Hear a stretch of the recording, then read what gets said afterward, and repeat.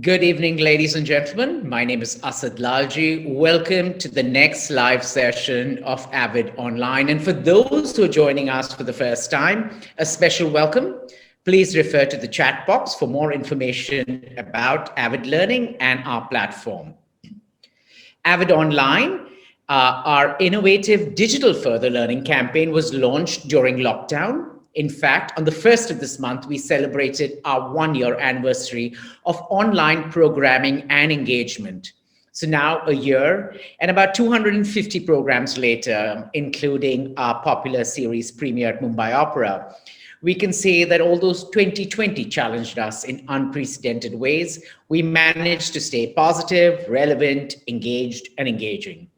We continue to champion and bring to our audiences the best of the arts and culture while supporting the creative communities, facilitating growth and dialogue within the arts ecosystem. 2021 is shaping to be a transformative year. However, we stay true to our mantra, as always, that learning never stops. And this brings me to our evening session, which happens to be an exciting debut session of a brand new series around the lesser explored Indian cities. To celebrate World Heritage Day 2021, Live History India and Avid Learning present Cultural Capitals, Hyderabad. The first session of Cultural Capitals, Future Legacies of Indian Cities, an exciting new series of discussions celebrating the historical and the current legacy of culturally rich, diverse, and important cities across India. This series aims to celebrate that they continue to be vibrant centers of culture. Allow me to introduce this panel for the evening.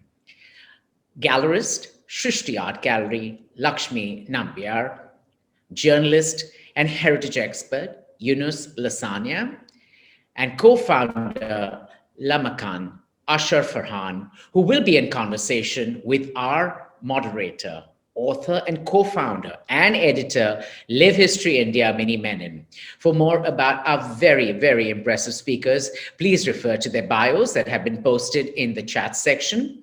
These speakers and experts will look at Hyderabad through the lens of the contemporary art scene, how younger Hyderabadis are engaging with their heritage through initiatives like the Hyderabad History Project, the restaurant scene, and how Hyderabadi cuisine is celebrated, and much, much more. Please note the session will last 75 minutes, followed by a 15-minute Q&A, in which many will be taking questions. So please keep them submitted and start posting them in the Q&A box throughout the session.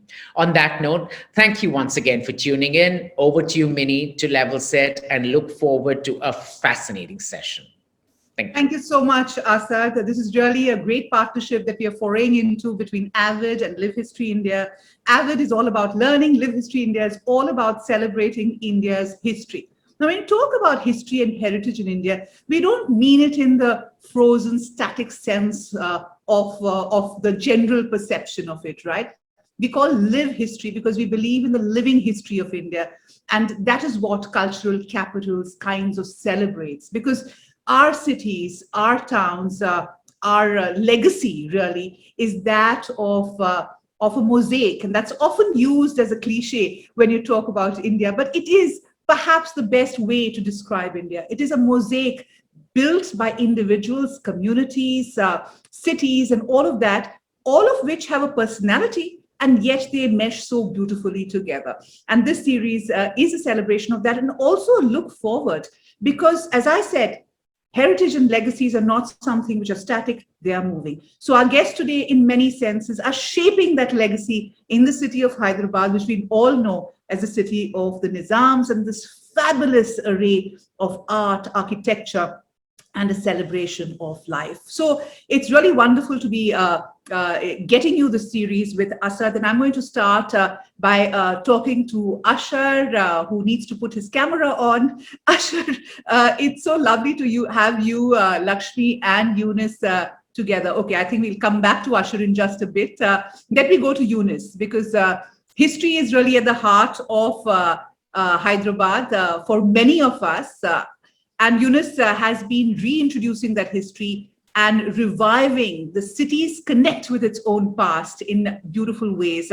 Yunus, let me start by asking you, this is a journey of discovery for you yourself, because as you were telling us, you really didn't have as much sense of history as you do today, because it wasn't something that you had come across, but you actually fell in love with. So take us through your project and what it has meant over the last couple of years. So, yeah, actually, so I think in a way, what happened to me is something that most people living in Hyderabad experience in the sense that we don't actually know anything about the city in terms of a heritage. The problem that I particularly experience, which I also believe is still an issue, is that the word heritage itself is not embedded into us as children. We actually grow up being quite unaware of the city's value in the sense of history. So we don't actually know what's around us. It's only some of us who, through maybe our parents or family members or some kind of old connection that comes up, and then you realize that, oh, something is there. In my particular case, like I said, so I live in Secunderabad. I don't live in technically Hyderabad. That's still a distinction that exists. I used to go to the school in Mahindra Hills, and I used to pass by the St. John's Church every single day. It's actually about 5 minutes away from my house, and yeah, like I said, I never realized. I think until the year 2000, if I'm not wrong, because that was the year when Intact had proposed the name of St. John's Church as a to give an award. I'm not sure what exactly, but something to that extent. I was working with a Hindu then. I went through the list and I was like, oh, this is close to my house.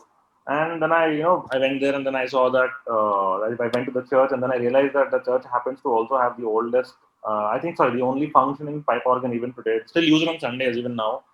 So that was really an eye opener, and then I was also lucky to have a very good mentor in the sense that I'm at my first job. So that man would always be very nostalgic about his days as a journalist, as a young journalist, and when he would explain how he used to go meet these writers and poets, and how nobody does that anymore with the reporters in general in Hyderabad at all.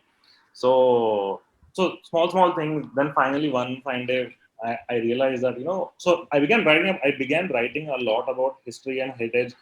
I think starting 2016, that's when I also got acquainted well with Farhan, and that's when I also started getting more involved with Lamakaan, in the sense that I've also conducted a couple of events there, thanks to with the help of Farhan, of course.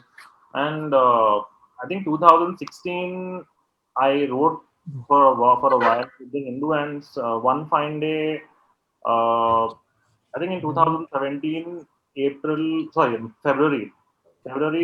end May, there is the death anniversary of the Nizam. So I just thought to myself, okay, you know what, I should probably do something about this.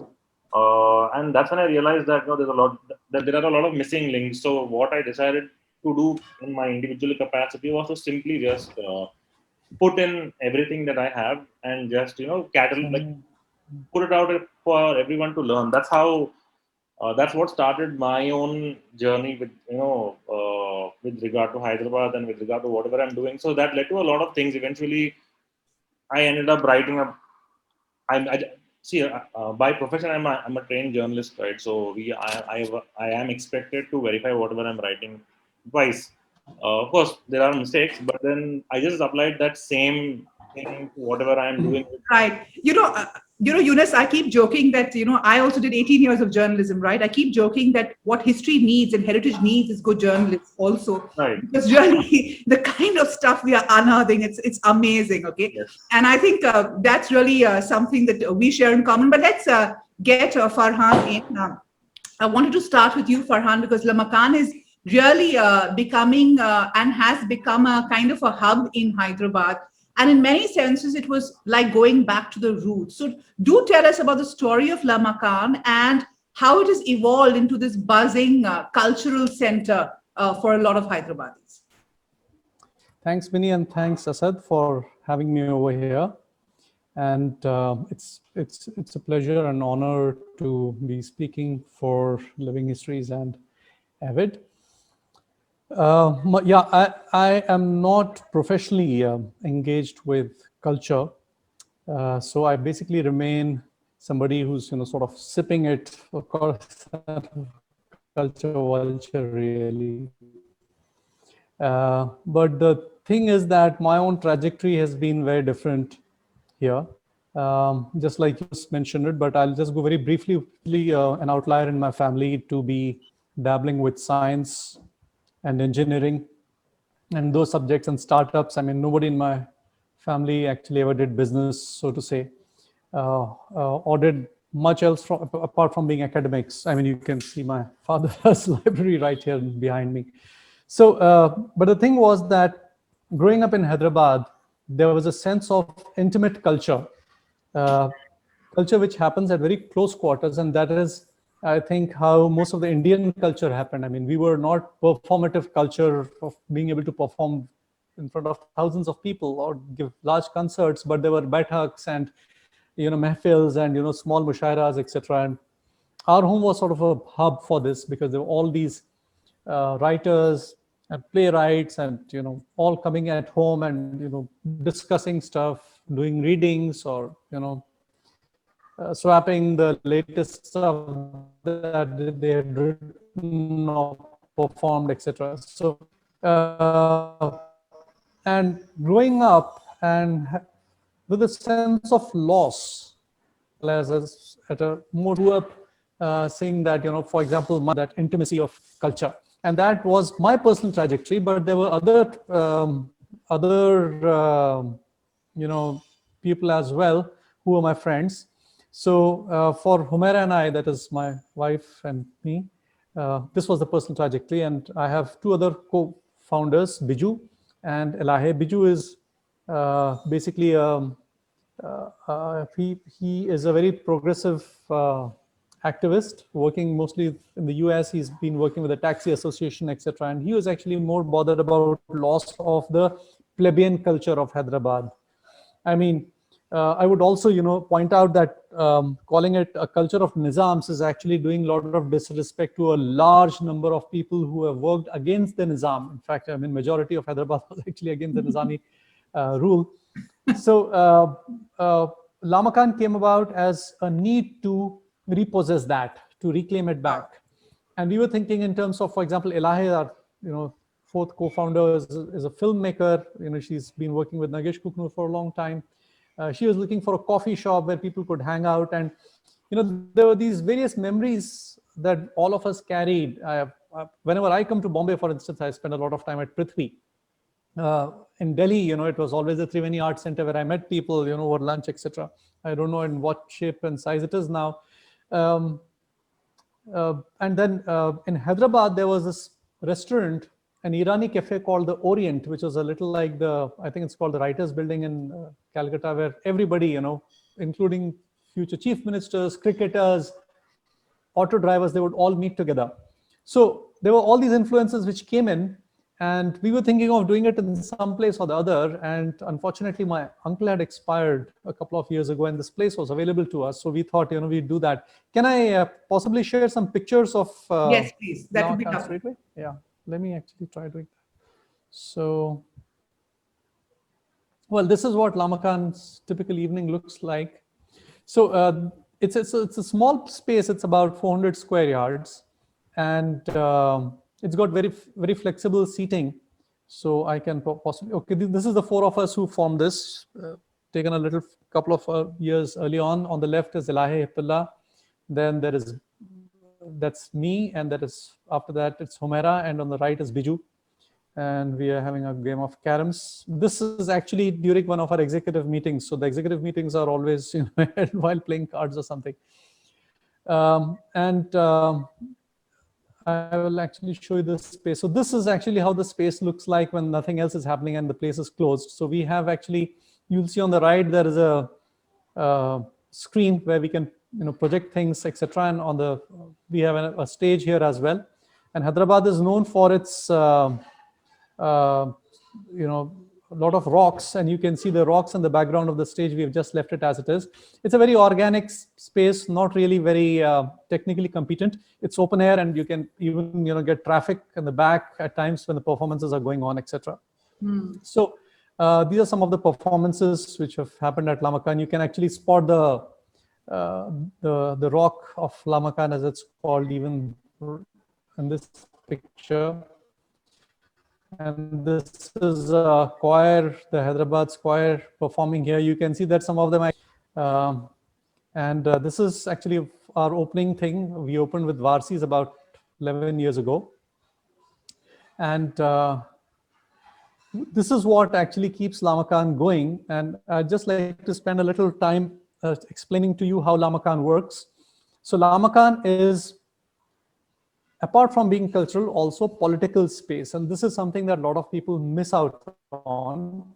And our politics are liberal, inclusive politics, etc. I mean, we are the only place in Hyderabad that, for example, has been consistently fests.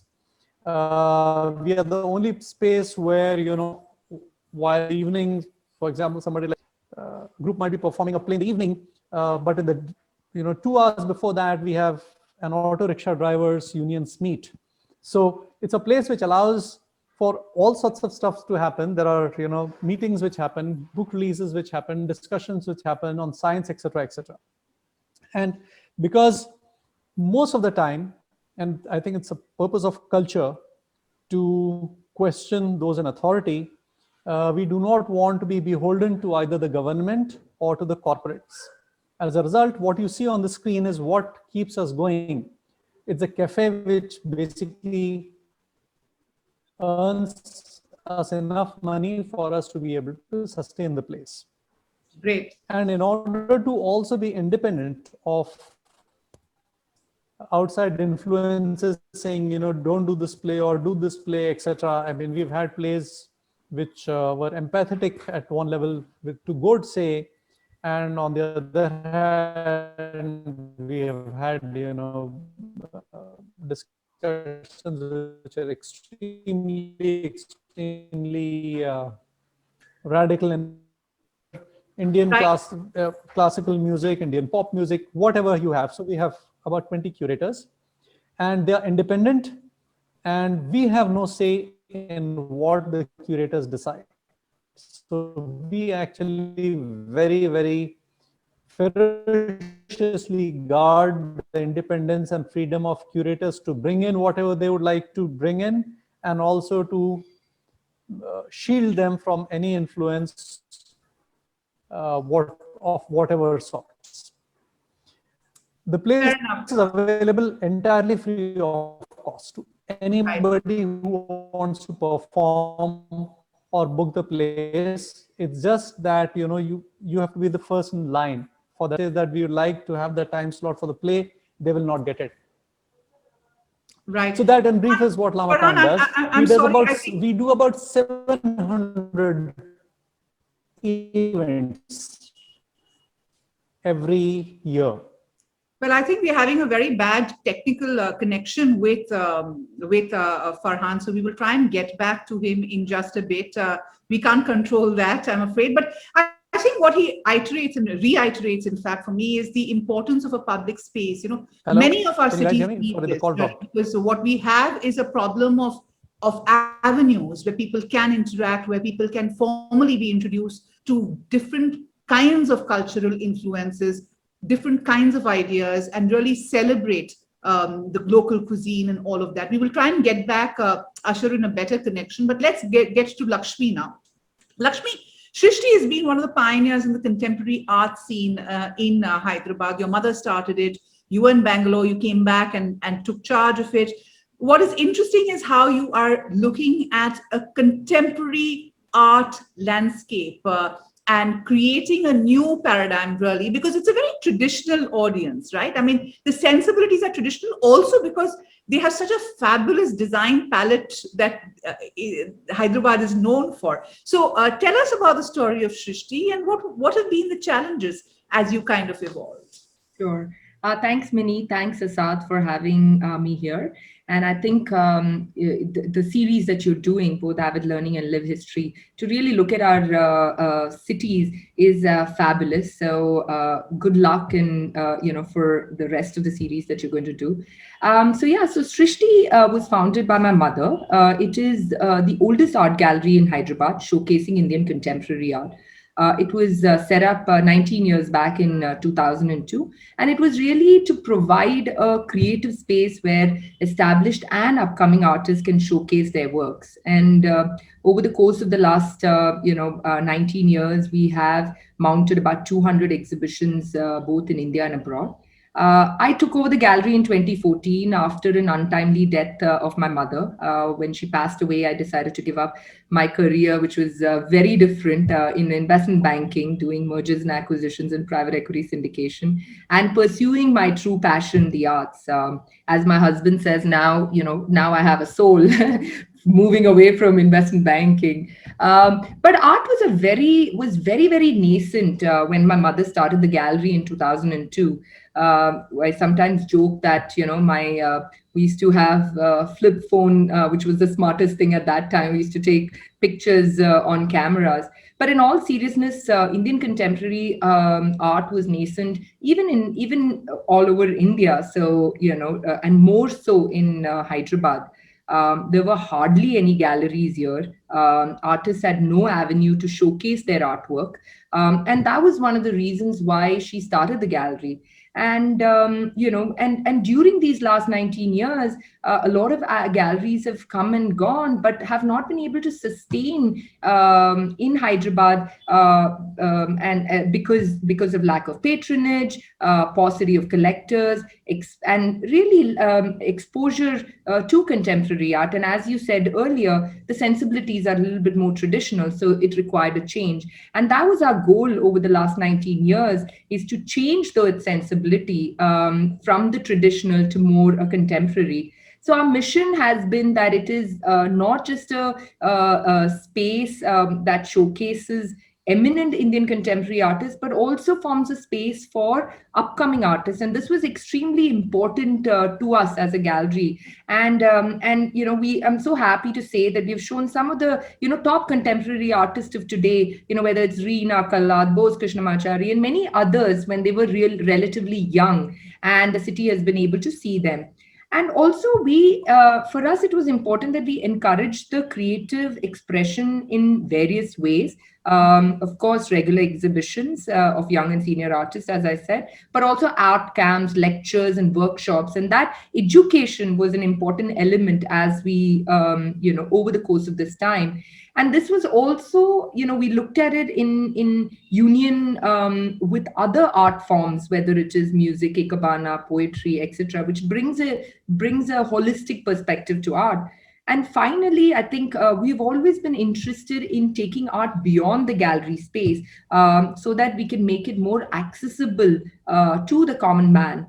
And today, the art scene is much more vibrant from where we started off. We have a lot more number of galleries providing more opportunities for artists to showcase their work. And there are a lot more artists who've settled here. Hyderabad Central University is churning out really interesting artists doing experimental and new media work. So it is changing. It is a slow process, but it is happening, and the contemporary art scene is becoming more vibrant. We will talk about some of this, but let me go back to Farhan. He seems to be having a better link now. So Farhan, I'm going to ask you, like many cities across India, Mumbai included, Hyderabad is a city which is in constant motion, right? It's grown, it's spread out, it's got so many new influences. And what people don't realize is that Hyderabad is actually quite a new city, because it was from Golconda, when Golconda became too big to manage, that the Hyderabad city was kind of habitated. But tell me, Farhan, what are the challenges? Is Lamakaan also proving to be a stage to introduce local cultures, the local nuances to people who are coming into Hyderabad? How is that interaction happening? So it's an interesting question, because I think that the whole idea of Hyderabad is that it's a melting pot of a lot of cultures. So there is, and it's a moving target. It's really a moving target.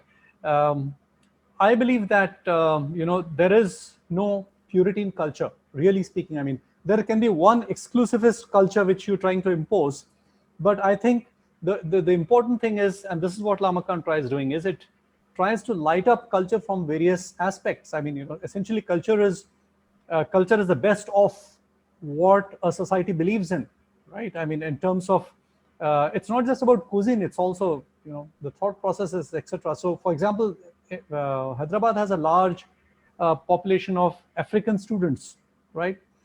And when we started interacting with them, we approached them and said, why don't you come and perform? But during the course of performances, the skits that they performed were nothing short of heartbreaking. And what we realized is that we Hyderabadis are extremely racist. We have no sensitivity to foreigners, and that they were having a tough time. And we found this out through their skits, which they had presented in a very humorous way. But nevertheless, so more than Hyderabad requesting others to see things its way, I think it's also a question of Hyderabad looking out to them. I mean, if you look at Hyderabad itself, about 40% of people in Hyderabad cannot speak Telugu, right? Which is surprising, but really not, because Hyderabad is on the cusp of north, south, east, west, etc.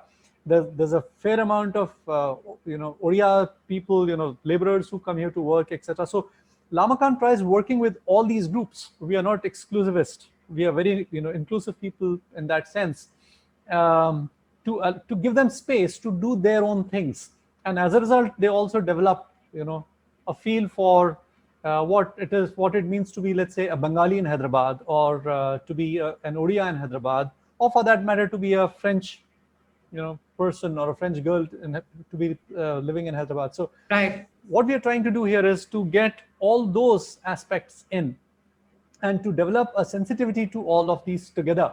Right. So I mean, and it actually happens through these cultural productions. So what we believe in is that the idea of what is beautiful, either whether it's for the city, or in terms of cuisine, or in terms of painting, is something which has to be redefined, and that is actually where Lamakaan works at. I mean, this is famous quote of Premchand, who said that "Hame husn ka me'ar badalna hai," that we need to change what we measure what is beautiful as. I mean, for example, if you look at Van Gogh's paintings, they completely redefined what it is to find beauty in either a flower pot, or in a room in disarray, or whatever it is. So that really is where Lamakaan is working at, and we think that it is important to have an evolution of culture. That culture is something which keeps evolving, and it'll be a horrible mistake to pull it back and say, no, this is not Hyderabadi, or this is not Bombay culture, etc. And we are actually trying to promote that. There's something universal about what you're saying, Farhan, because that is the story of every city. And I think Right. part of this, the agenda of the series is also to talk about not just the nuances, but also the similarities, because Right. this could be of any city, right? I mean, at the end, there is a universal appeal of how you give space to communities, how different Right. communities Yeah. add to Yeah. the layering that makes societies so vivid and vibrant. But I am going to go back, and I think pick up on what Farhan said, Yunus. The thing is that Hyderabad is actually a mix of people. We don't realize that a large part of Maharashtra was part of the Nizam's dominion. The Nizam's dominion was one of the largest kingdoms of the princely states in India. It's also very vibrant. So outside the Nizam's culture, which is just a small part of it, there are many, many other communities who've made Hyderabad home, and who have intrinsically shaped the cultural fabric of Hyderabad. Often when you talk about Hyderabad, you talk about biryani or the Nizam, but that's just a small part of Hyderabad. So for our viewers, Yunus, why don't you quickly take us through the different dimensions of Hyderabad that they should be introduced to? Right. Actually, so I'll have to go through a little bit of. Okay, I'll just first explain what I've been doing from the last few years. And actually, I have Lamakaan to thank for this. In fact, in 2017, I conducted a talk on Operation Polo where we called one elderly gentleman by the name Burugala Narsingh Rao, who is no more, unfortunately. So he spoke about the annexation of Hyderabad to India. So that actually set me off to interview a lot of people like him, because I realized that that is actually, I realized that over the last few years, that a lot of these elderly people will not be around, say, going in the next 5-10 years, and that to understand what happened to Hyderabad also after around independence, 48, 47, 40, 49, 50, you need to understand what they went through politically, socially, even culturally, right? So just to give you all a brief summary, the state of Hyderabad had about 16 districts, of which 8 were in Telangana, 5 in Maharashtra, 3 were in Karnataka, right? And half the population was Telugu under the last Nizam's dominions. And what happened in 1948 after the annexation first is that a lot of uh, people from Andhra are brought into Hyderabad very specifically to get into government positions. So now there are two, three dimensions to this. You need to also understand that the background to this is that there is a very huge communist movement that is going on in Telangana, which includes a lot of Hyderabad. That's when Farhan was right to say that there were a lot of people who worked against the Nizam that also included the Muslim elite and also the upper class. It was a whole mix of things. It was not just one small thing, right? So 48, a lot of people from Andhra are brought in. I think that was one of the first major influxes into the state from anywhere, as far as I understand. Because the other influx, from what I can understand, is the influx of elite Muslims from UP in the mid 19th century. Very specifically brought in by the first Sarar Jung to work in the Nizam's administration, right? So that's where it starts. So going forward, 1948, the Andhra. So this is where the whole quote unquote the Andhra settler word comes into picture, right? So something very funny, in fact, I learned over the last few years was that after this whole Operation Polo happens, and when the people from Andhra brought into work in the government in 1952 or around that period. So the first chief minister of the state is Burugala Ramakrishna Rao. The first elections to be held here was of the Hyderabad state and not of Andhra Pradesh. Andhra Pradesh was formed only in 1956 later. So there was a movement called the Idli Sambar Go Back movement that was basically a protest by Hyderabadis and people of Telangana together against people of Andhra to go back. And the way they told them was to go take Idli Sambar and go back, because technically speaking, Idli Sambar actually never was something that belonged to Hyderabad. It was a part of the it was a culture that belongs or that came from the Madras presidency, or basically the Andhra areas and what is Tamil Nadu today, which were one under the British, right? So that is one example that I can give you of when you talk about Right. kind of culture that exists in Hyderabad. And then, like Farhan also points out, there have been large communities, for example, of Marathis. Like there are a lot of people of Marathi descent. I mean, is what I could say, because right now they are more Hyderabadi than Marathi, technically speaking, in that sense. Because like there are a lot of families, a lot of children. I mean, not just children, youngsters who are of my age or younger, who know that their names are, like, for example, people Deshmukh, Deshpande, a lot of them probably would be speaking Marathi at home, but then they would not actually know, they would not maybe have connections back to Maharashtra or wherever their ancestors came from. So you have, but then they do have their own separate culture. Like even even people who have links to Karnataka, the parts of Karnataka that were part of the Hyderabad state. You have that, and then of course you have. I mean, if you look at areas in Hyderabad like Kukatpalli and thereon, it's like you will feel like you are maybe in a part of Andhra Pradesh itself, right? So that is also there.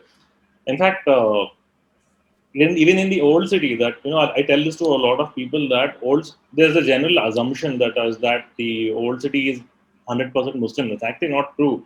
I mean, all you have to do is look at the election data, and you will see that Muslim voting, maybe the Muslims are about 60 to 65% at best. Like at best is what I'm saying. Maybe there are pockets where, of course, you will find segregation everywhere. But if you actually go to Old City and if you move around a little bit, you will realize that you will be alternating between Muslim and Marwadi or Jain communities. And these are Sure. Marwadis who come to Hyderabad long, long, long ago. Like Right. The And Afzal.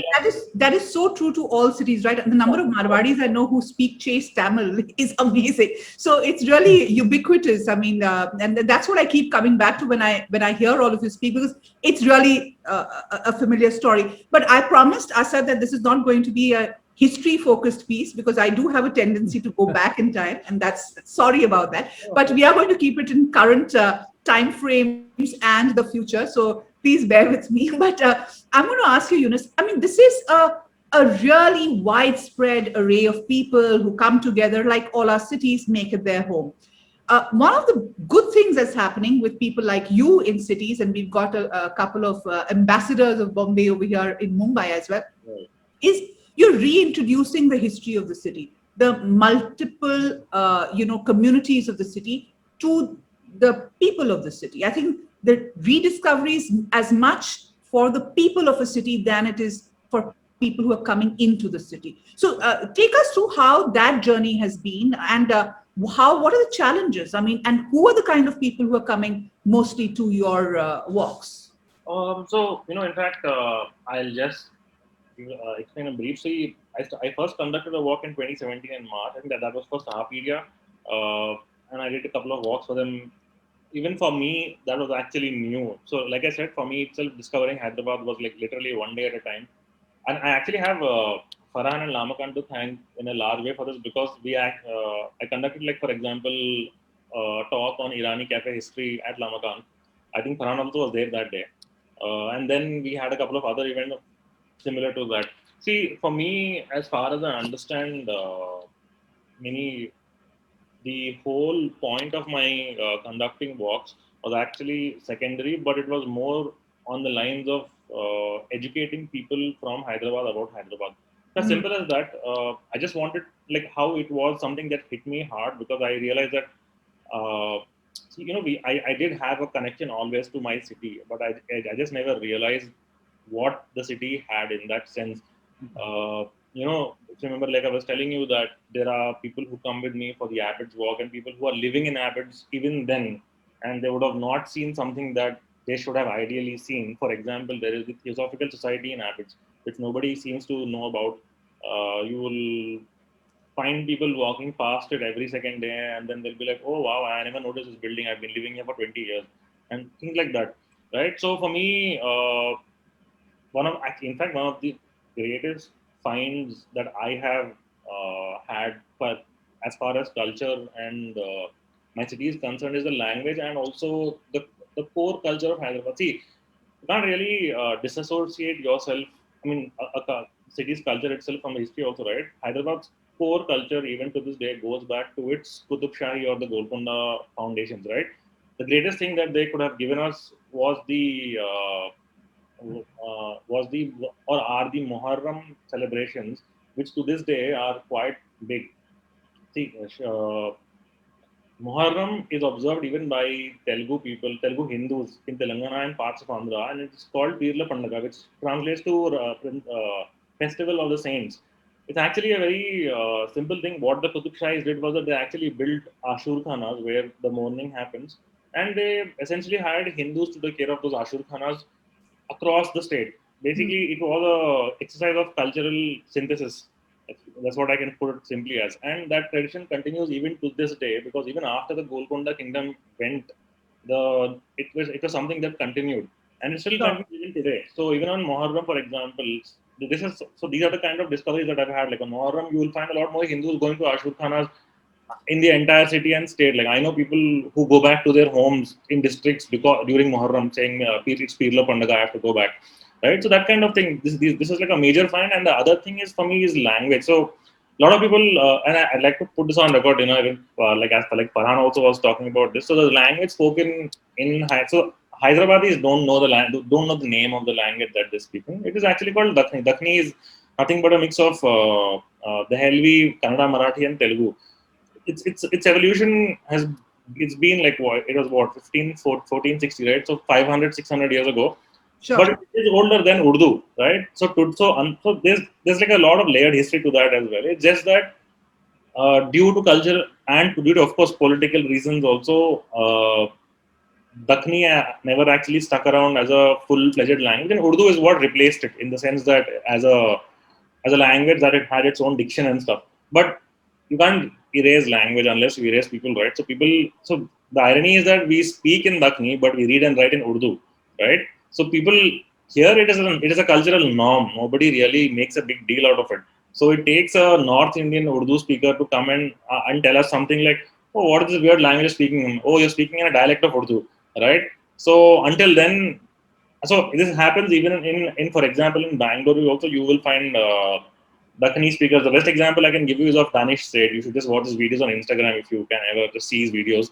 So, I've seen this happen between two Dakhini speakers where they will be speaking in Dakhini, but when a third person comes, they'll just stop. They'll be like, like it's something that exists, except in Hyderabad. Out of Hyderabad, as far as I've seen, Dakhini is still considered to be like a secondary language where nobody actually it comes very naturally. It's just that it's not recognized. I think Sure. yeah. So these are the major findings that I've had, and the history works are primarily nothing but I would say lessons on education of Hyderabad history, because I really do just want as many people to learn about Hyderabad history, and there's a whole bunch of people who come. Mostly, I got a lot of students, architecture students initially, but now it's a lot of travelers. I have even senior citizens sometimes coming simply out of curiosity to relive the places that they used to go.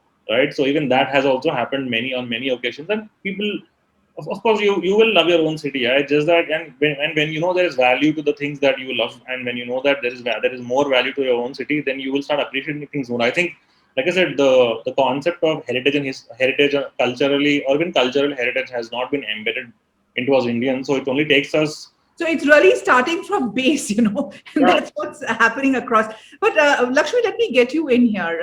When you talk about art and culture, it's normally seen as an elitist kind of space with few collectors who are informed, who are looking at international trends, and basing their assessment on that. I'm going to ask you, how do you make art accessible? How do you take art to the people, and how successful have you been there? Sure.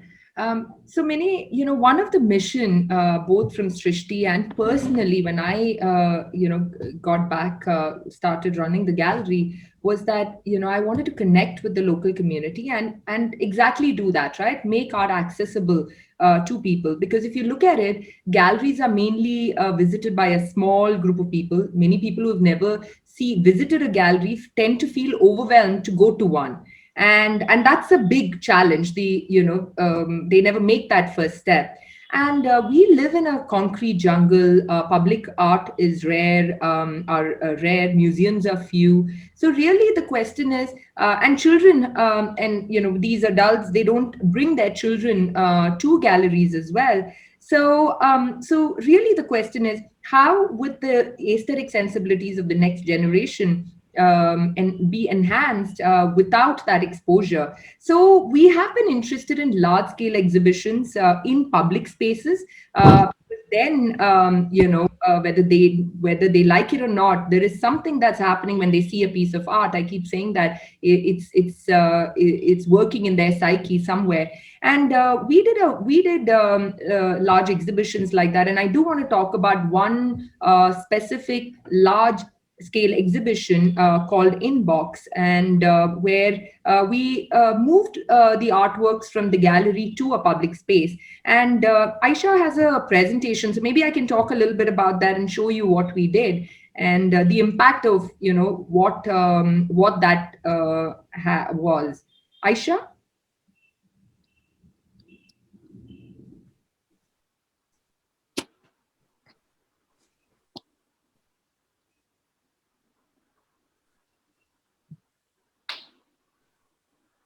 Um, so This exhibition was called Inbox, and it was to highlight the impact of disposable culture of consumption on the human mind and on the environment. So today we live in a world of hyper consumerism. When my daughter goes to the store, she has to keep buying things. And what is it doing to our mind? And secondly, of course, we are burdening the earth by consuming these natural resources and then disposing them off. Aisha, next slide.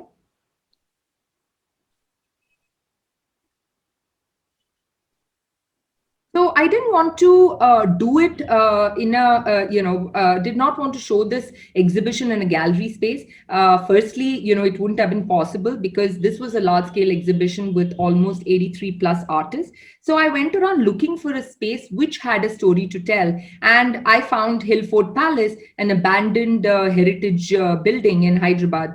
I keep joking that in our country, we have palaces just lying around that can be used or just in a dilapidated condition.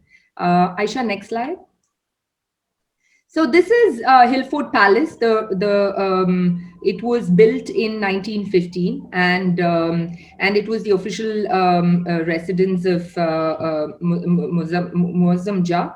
And after independence in 1955, it was converted into a hotel. So all Hyderabadis know this place as the Ritz Hotel. And it was the hotel where, all the Rotary meetings used to happen. It was the five-star hotel at that point in time. But in 1989, the government terminated the lease. And after that was a long drawn legal battle. It was given back to the government. Then they tried to build another hotel. It's supposed to be the CM's residence. But all in all, in 2015, when I went and I was looking for a space to exhibit, this was there in an extremely neglected, dilapidated condition. The space, for me, it worked beautifully because the space itself had a story to tell, because this was a space which was consumed away and left completely abandoned. So you can see the next slide. You can move to the next slide. I'll just show you. So, where we have the inbox written, it was in a very bad condition. So the whole wall there was broken. We just cleaned up the space and move on to the next slide. So that was before when we founded, and after we set up the exhibition, we had 83, you name the artist, the top artists, as well as upcoming artists showcasing their artworks. All we did was clean up. Next slide. This was again one of the rooms of the palace. We could only use one part of the palace because the other part was, completely dug up and could not be used. Next. This was one of the large bathrooms that they had on the left side, which again, we used every part of the palace. And you can see on the right side, again, we cleaned it up and the exhibits were there.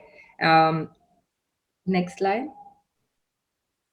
Again, another, just to showcase what we had and how we converted it into an exhibition. Yeah, next slide. This was the central courtyard. As you can see, there were plants growing from every part. There are plants on top. We had to get a structural engineer to make sure that we could run a gallery and we could be in that space. Given that it was built in 1915, everything is still very strong, but I don't know how long it would last. We completely cleaned that area up, and on the right side, we set up a coffee shop. And I remember we were there for 1 month. It was the best 1 month where I would just sit there and and enjoy a 100-year-old. And we did this exhibition in 2015, and at that time it was a centenary year and 100-year palace. Next slide.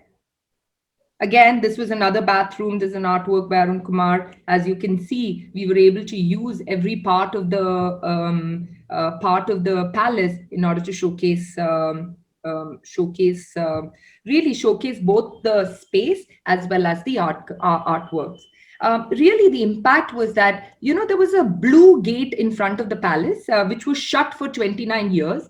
An entire generation had grown up without knowing what was behind that gate. And all we did was we opened up the gate, and the exhibition was visited by more than 4,500 people. And typically, when we have an exhibition in a gallery, the number is close to, max 200, 250.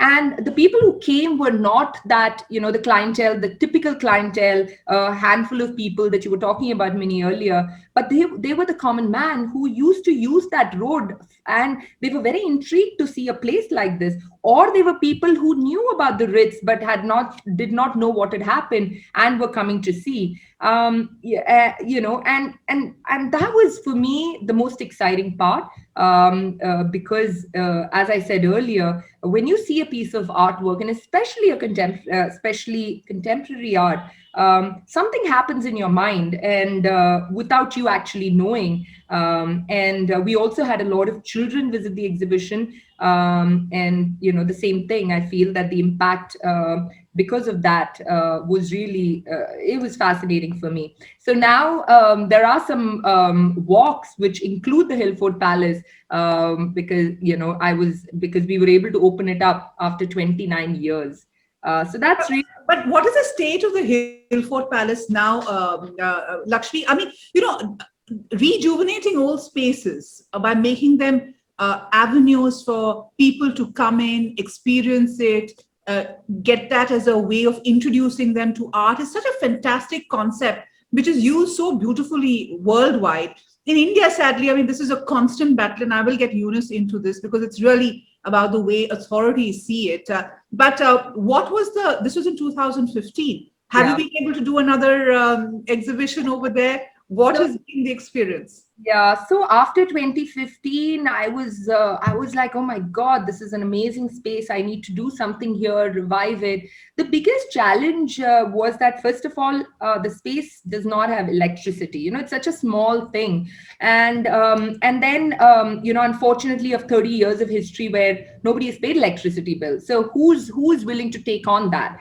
It starts with small problems like that. And after that, this exhibition took the life out of us, because really, if I could show more pictures of how it was and what we had to turn into, we said, and given the problems, which is, you have to, first of all, there's no electricity, you need the government support to really revive the space. So since then, nothing has happened there.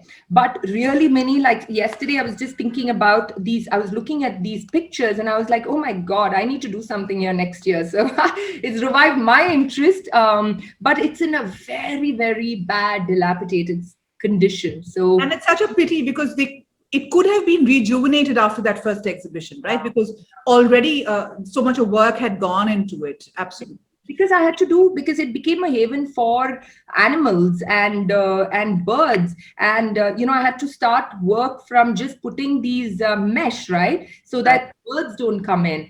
Security, everything is open. I had to have security all through the night without electricity, because I'm doing something about disposable cultural consumption, and I'm running the whole thing on a generator the whole day. So, there are a lot of these conflicts that, we had to deal with. And so security and just, we really need to invest some money into that space to really make it interesting, make it more viable. And it's in the heart of the city. It's 5 minutes from Hussain Sagar. And it's a 6-acre property. So as I said, we have. And just imagine that at the heart of the city. And Yunus, let me get you in here at this juncture. When you talk about cultural cities and cultural capitals and the future of these cultural capitals, you're also talking about how are we harnessing the places, the public spaces that we have to make it inclusive, to get people in and reconnect with their cities. What is approach, or how forthcoming have the government authorities been in trying to help you do that? Because I know there have been so many battles. We were campaigning as well. We've done a story on saving the Hyderabad hospital after the floods, and we got so much of public support for that. But tell me, what can you do as somebody who's reviving this, and as a journalist, how is the approach being? Good answer for this as far as I can see, because I can say that out of experience as well. See, the Hyderabad Usmania General Hospital is just one small tiny place, okay, and because it is a public place, because it is a huge public place which has been in use for nearly a century, people know of its significance. Okay, it is currently shut, and it has been shut on the premise that it got flooded last year. But it was not the rains; it was actually Apathy. it was not apathy. It was that somebody put in a cement road where they were not supposed to put, and it choked the sewerage line underneath. Okay, nobody wants to talk about that. They're just saying it's going to get flooded, it's going to get flooded. But the structure I mean, the building is structurally fine. Everybody knows this because it rained in October like hell and not a single drop of water went inside, right? The government, I think about 5 years ago, said we will restore it. But then see, clearly, the problem I mean, it's not a problem from what I can understand. It's a matter of space for them. It's a matter of real estate, right? So it's like इतना बड़ा building कहीं को वहाँ पर बड़े-बड़े 5 building बना सकते हैं वहाँ पर. So it's like that, right? So they're like, why should this huge grand monument? They don't see it like us, where if you stand from a point, you will see two huge structures, that is the High Court and the Osmania Hospital, touching the skyline from far. You will, when you look at Old City from far, the first thing that you will come into view will either be the Osmania Hospital or it will be the High Court. And if you go towards the east, you will find both the buildings, and it's beautiful from across the Musi River, right? You and I, others will know this, but of course, most people, and this is just one small thing, right?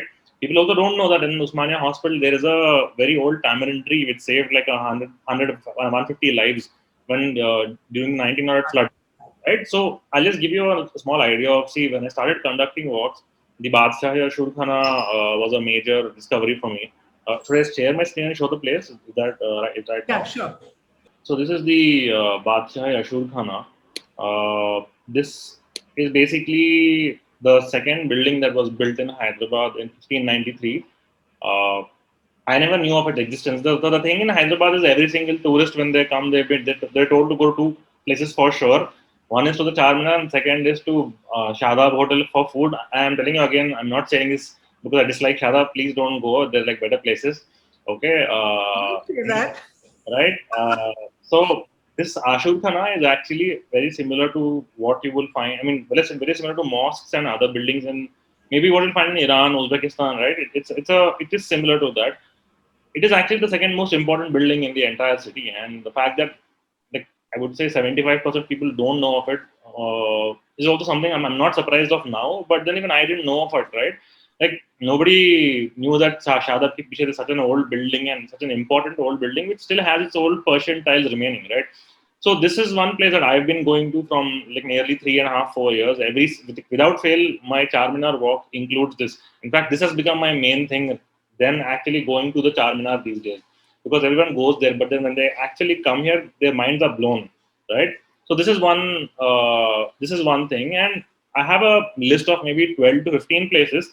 I'm saying 12 to 15 because I don't have a definite number. Because, for example, in the Golconda Fort, you have something called the Naya Kila. Naya Kila is essentially an extension of the Golconda Fort. It was built in 1656, right? And that uh, half of it has been turned into the golf course, the Hyderabad Golf Association (HGA), right? So that is a problem there.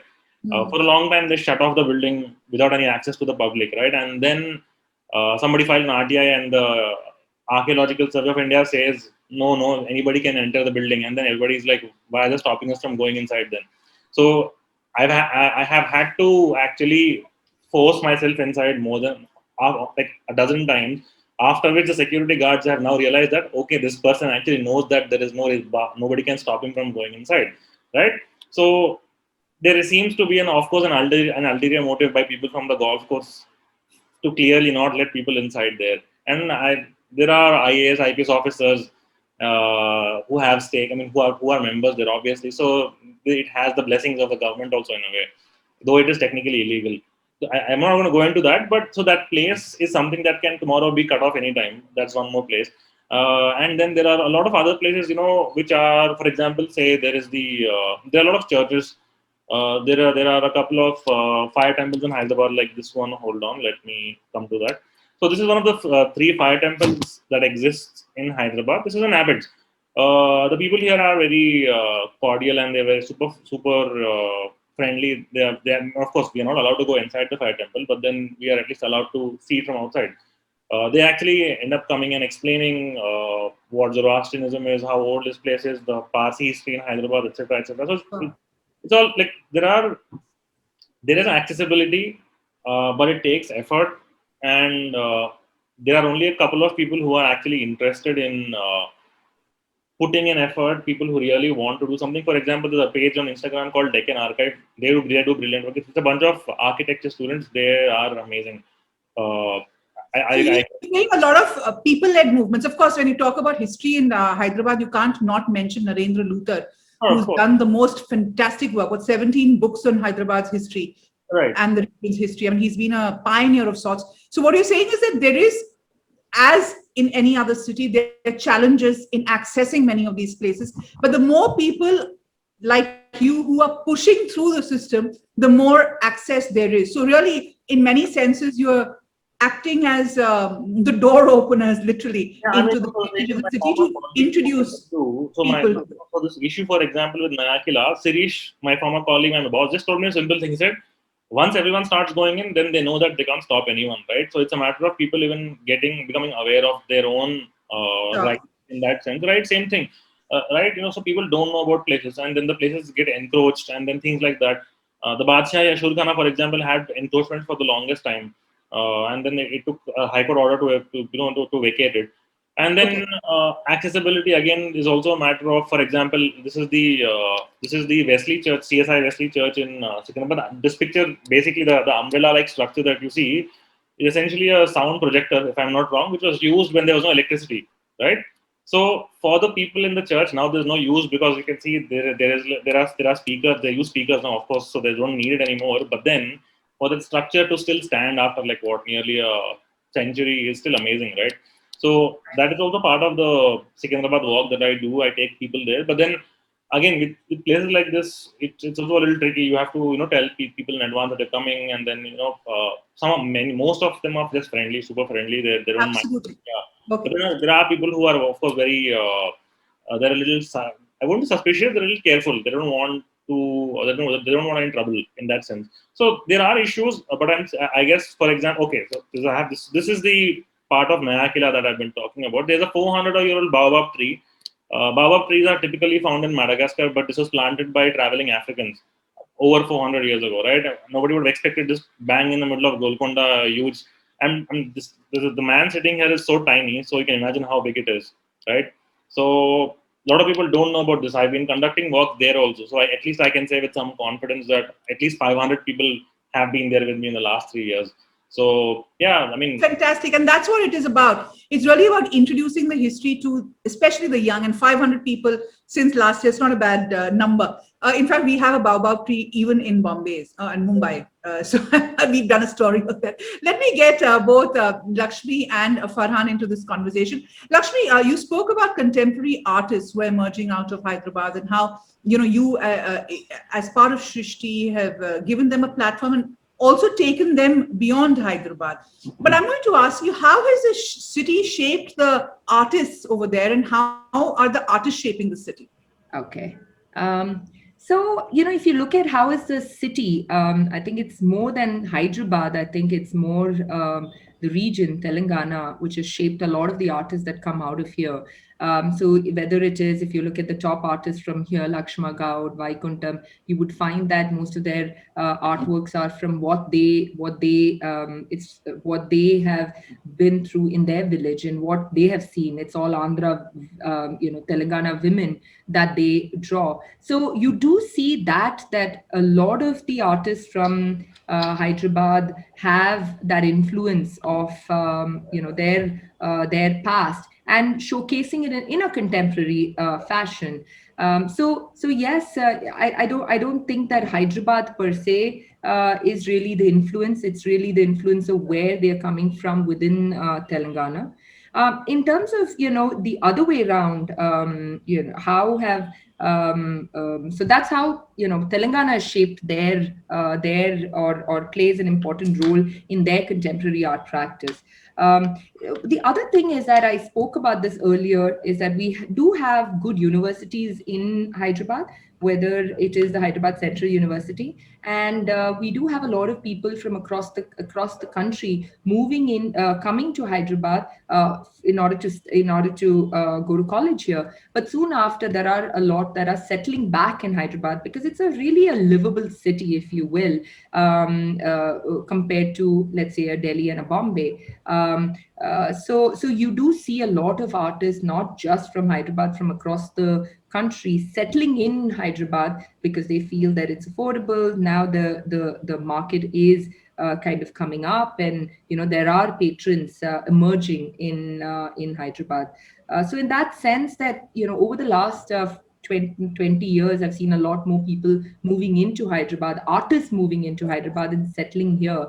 And you see a lot of influence of printmakers in Hyderabad, because if you look at Lakshmi and there are a lot of printmakers in Hyderabad, and so we would find a lot of printmaking studios here. People who are interested in printmaking moving into Hyderabad and settling here because the facilities are available.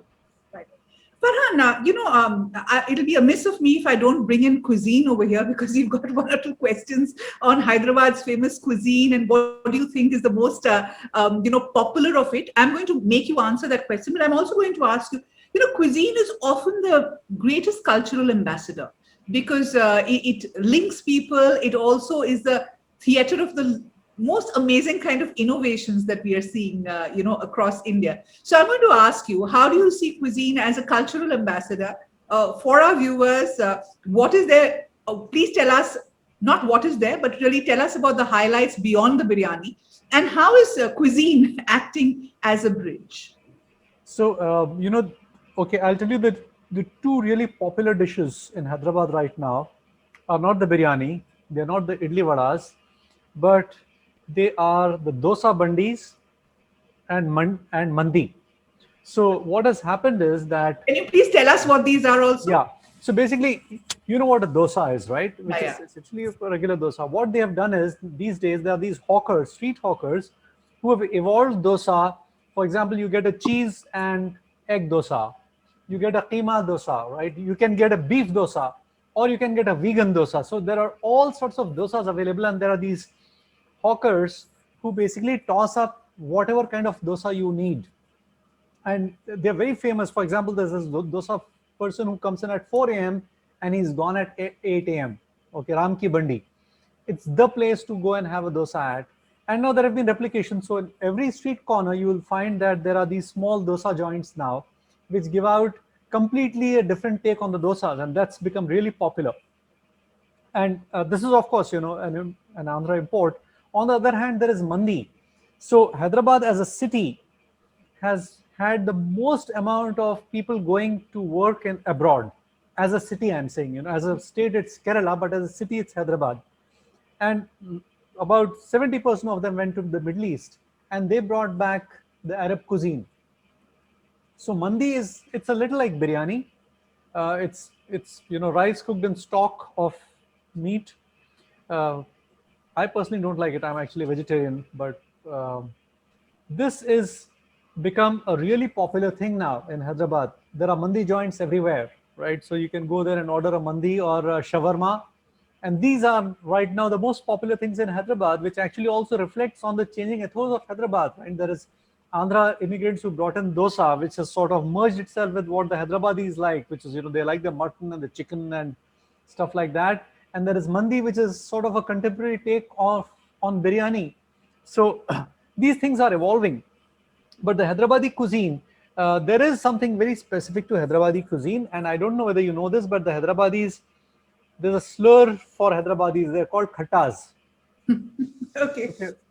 So, I didn't know that. Yeah, so you say, "Arey, wo to khatta hai," which means, he's a Hyderabadi, because they try putting khatta in everything. You know what a khatta is, right? So, yeah, it's tartiness. So, if there is anything which is very peculiar to Hyderabad, for example, there is the Khatti Dal. So, it is dal. Okay, it's like the lemon dal cooked in the south. but it has got tamarind in it. So it's tangy and it's got a tadka on it. And that's actually the comfort food for most of the Hyderabadis. People who've been in Hyderabad, let's say for 50, 60 years, cannot live without their Khatti Dal. They might, survive for years without biryani, but they need their Khatti Dal. Then there is, of course, for me, the most filling meal is actually an Andhra thali. And Hyderabad has had some of the finest of South Indian restaurants. And I mean by that traditional restaurants, not contemporary restaurants, but traditional restaurants. So there are all kinds of things. I mean, for example, what I do miss in Hyderabad, for example, is that we do not have a Japanese restaurant, right? I mean, international cuisine, all that they're coming in because now there are a lot of Europeans who are working in Hyderabad. There are people working at Google, Facebook, Microsoft, Amazon, right? I mean, the biggest offices are here. As a result, the cuisine is also stepping up. But, and so what happens is, for example, pizzas, right? Now, if you look at pizza, which is a very, it's an American invention, there is a thing called a Hyderabadi pizza. Now, it's extremely cheesy. It's extremely rich. You can't even complete the thing. Last year, I was introduced to it. And it's actually made by a Hyderabadi dairy. So they could produce a lot of cheese. And then they started making this dosa, which is, a pizza, which is, more for the Hyderabadi taste. So the Hyderabadis prefer stuff which is far spicier, far tartier, it has to have a lot of spice in it. So if you can't handle spice, then you can't handle the Hyderabadi cuisine. But there is Hyderabadi, there is Andhra cuisine, there is, the Lucknowi cuisine, which is sort of, evolved. And for example, the biryani came from the north, right? I mean, Hyderabad didn't have a concept of biryani on its own. Hyderabad's now, right now, which is Ramzan, the biggest thing in Hyderabad is Halim. And you go Halim tasting like you go wine tasting. So you basically start about this time, hit the first Halim place, 1 teaspoon everywhere. And then, you go through the night at about 3 a.m. Then you sit down, have an Irani chai, and then declare which one was the best Halim that you've had in the entire evening, right? And go home with, a couple of antacids to help you along. And then the beverage of Hyderabad is Irani chai, which is in itself a very unique thing because they were the Iranian immigrants into Hyderabad who started these cafes. And Yunus has actually done a phenomenal amount of work on this. And he has also, my daughter's thesis is actually on Irani cafes. They're very interesting spaces of nostalgia now. They are actually places of nostalgia. So the Irani tea is a very syrupy, almost milk, very little of decoction in it. It's a very strong, actually it's strong, yeah, there's decoction to it. It's the overboiled, not brewed at all tea, which a lot of people can't stand. But, that the Irani cafe itself is actually a large marker of the of the Hyderabadi culture. We all grew up in Irani cafes. Okay, that's fabulous. Sorry, we do have Japanese restaurants, Farhan. Oh, really? Okay. I'll catch up with you about it. Okay, I'm so glad that we are acting as a facilitator to tell you guys where to hang out. Huh? Great. Yes. And we know what we're going to be doing next time we come to Hyderabad. But really, Lakshmi, when you talk about art, we have a tendency to talk about contemporary art, which is really global in its sensibility. But, every city shapes its art and has its own design palette, which is quite fascinating. In Hyderabad, it is a city of jewelry, it is a city of architecture, it is a city of so much of design. I mean, you can't go to Japan and not think about the Japanese sensibility of design. In each city has a different, kind of hue to it. And in Hyderabad too, we have that, right? So as somebody who is so actively involved in the art scene, how do you see that intrinsic sensibility manifest itself in art, in contemporary practice? So so if when you look back at our traditional art, there are motives, there are that was used in the past that some people are trying to use it today. But a lot of and we are known for our traditional art, right? Whether it's the Nirmal paintings, Kalamkari, the Cheriya scrolls, which are very, very traditional and requires extreme high levels of skills to do that. But what is happening is that with the there aren't any more karigars, or there aren't any more artists able to do it in the finest way that it was done in the past. So you do get all of those today, but when you look at it and compare it to what we used to have, the details, it's not as good. So really, we are at that space where how do you keep how do you really keep that alive, because you don't have that skill sets in people to do the way the artisans did much in an earlier. So a lot of and these motives are very common, as you say, right? These are the kalamkari, and there are various motives that some people try to use in their contemporary art practice, but really I don't see that merger happening. And in fact, this is something that something that we are thinking about is really how do we bring a contemporary art, curate a contemporary exhibition where we can really look into our past and use that in a contemporary way. So there are a lot of people doing that in the miniature style. So there are contemporary artists using the old miniature format and really bringing bringing a today's perspective to it. But we don't see a lot of that happening. But it is something that, Srishti, in fact, I was talking to somebody. We do have Jagdish and Kamla Mittal Museum. I don't know how many people have heard about it. They are one of the largest collectors of miniatures, bidri ware, textiles, and mostly in the 16th and 17th century. And they have donated all of that to a museum. And I was actually talking to them to say that, we have the traditional Indian art and then we have the contemporary art. How is it that, we can merge that? Because we have don't a conversation between them. Yeah, because we don't want to lose that. So, but it's not that simple, because you have to get and really make artists think about going back into history and taking parts of that and really showcasing that in their art practice. So it's not simple. It's not. There are a lot of miniatures that is being done, but it's something that I struggle with, and something that I'm working on. Really, probably beginning of next year, we're trying to put a show together. Right. We've got a couple of questions. We are closing in on the time. So I'm going to ask you, Yunus, there's a question that has come for you saying that how important is history to the contemporary Hyderabadi local as of today? I mean, it is, of course, very important simply because of the fact, look, culture is evolving. We can never have a finger on culture and say, this is our culture. 20 years later, something might change. But then I believe history is very important because it is part of our heritage. Like, it is our heritage, right? Like something, if we don't understand our history, it will be very difficult for us to even get a grasp on what culture, what we are experiencing now, right? There is obviously, you'll need to understand the social essence of what exactly a city is. And for that, history is extremely important. That's the reason why I'm doing a lot of work on Hyderabad to begin with. That's exactly what I explained to you about the Muharram and Pirla Pandaga thing, right? Because people do it, everyone does it, but no one knows what it is, right? That, and like, see, for a Telugu person from Telangana, going to an Ashur Khana is as normal as having chai, but they don't make a big deal out of it. But they don't know what it is. They just know that they have to go there to pray on Muharram. That's about it, right? Similar things that otherwise also exist in the city, where you have a lot of people don't know that in the old city there's something called Hidodonki Haveli, for example. There's a transgender community which lives there, which was given a proper devdi or like a huge place to stay by some Nawab one, and they still have their own thing there, and things like that. So it's extremely important for us to understand.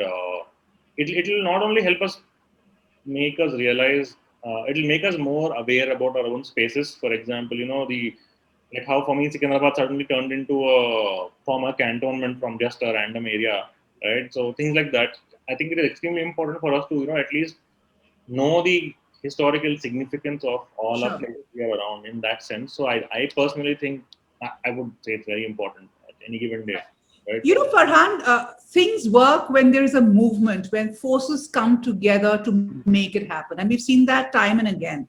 In the conversation, Yunus has constantly given you and Lamakaan, credit for allowing him to, kind of set up what he did and have conversations, etc. There is an interactivity.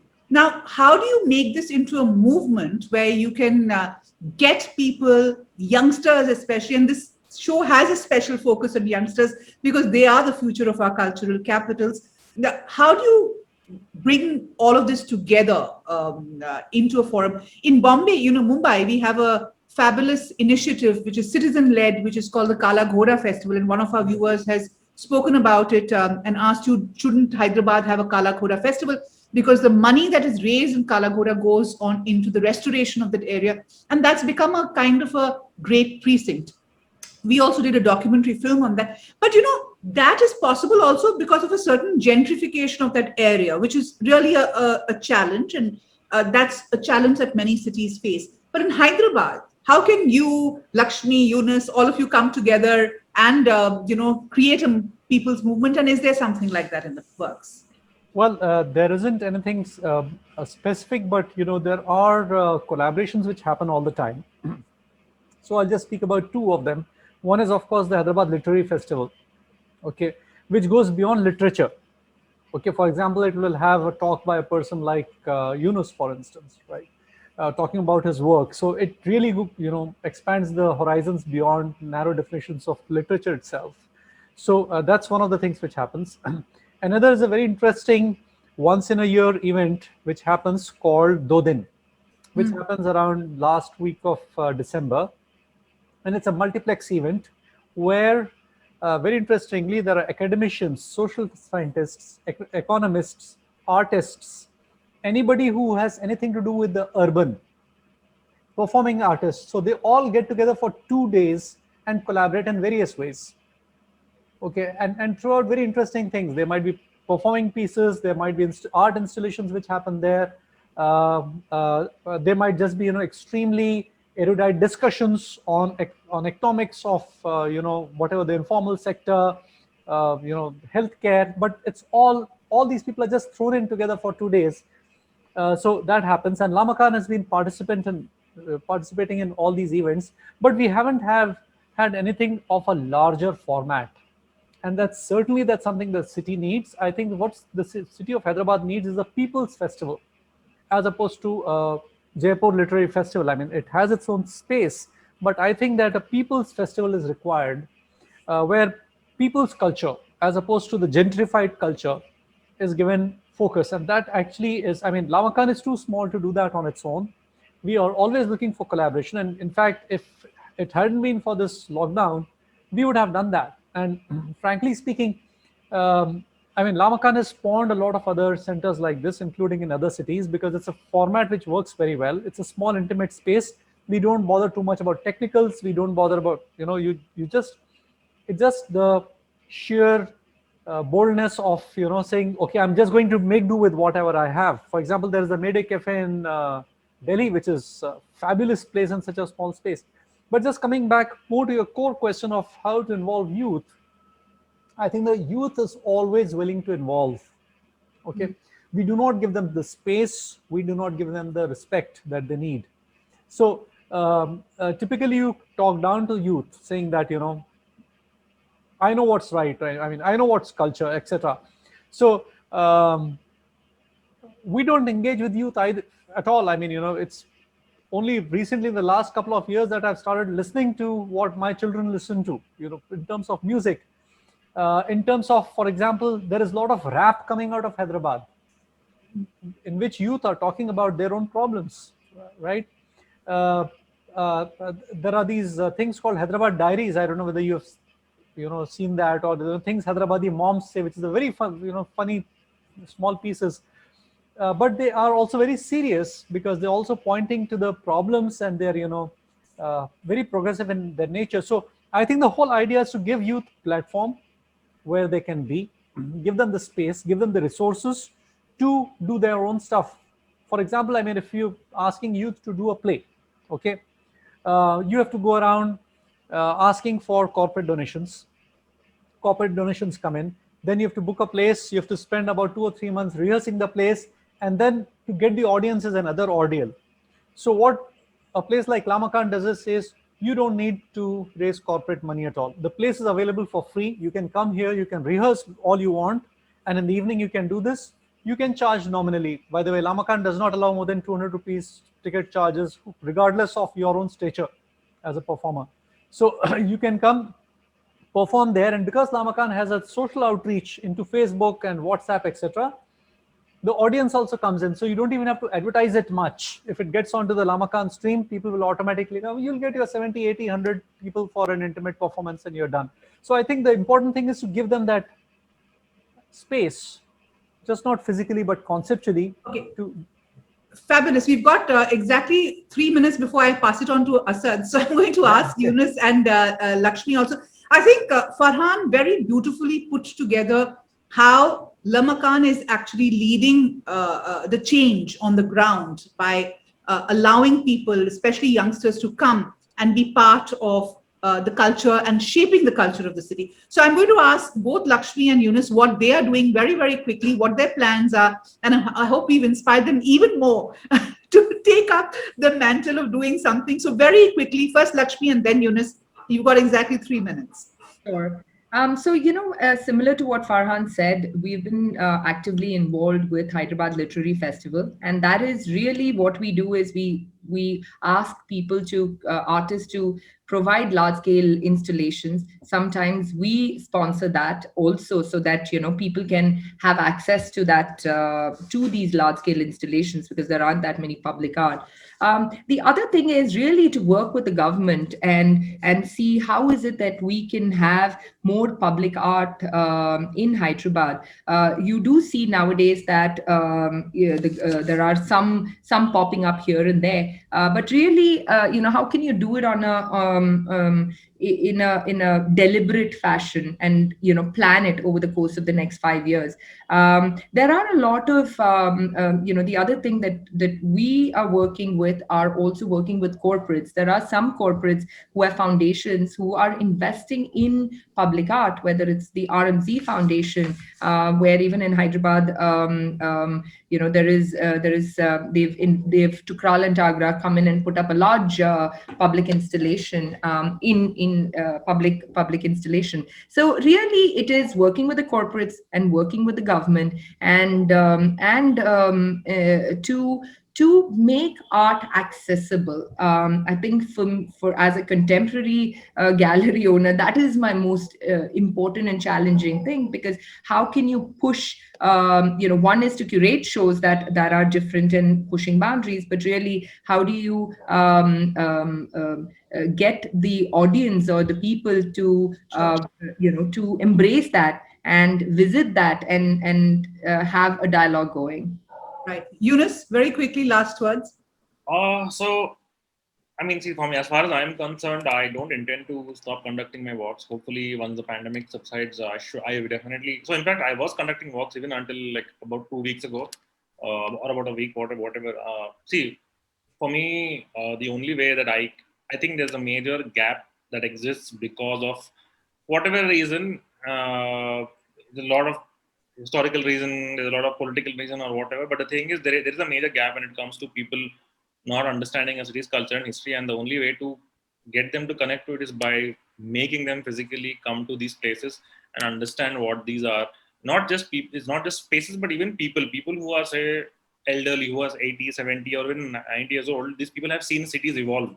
A lot of people take anecdotal knowledge for granted, but then I believe oral history also does play a very important role, because somebody, for example, say the oldest, I think somebody even asked a question, how many Irani cafes are there? I think about 10 years ago there used to be 500, or maybe about 20 years ago at least there would have been 500 left. Today there are less than 100. I know this because one of the cafe owners is a dear friend of mine, and they have this community. They have this all the Iranis have this community thing that they have here, so they know how many of them exist, how many of them are running cafes or whatever. So it's come down to about 100, and I'm pretty much sure that the pandemic will push down the number even below. That's so sad.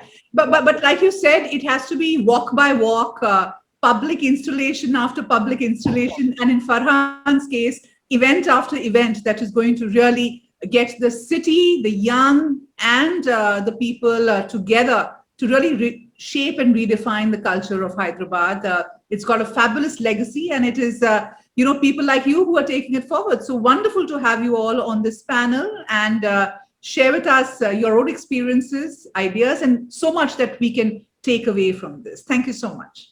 Over to you, Asad.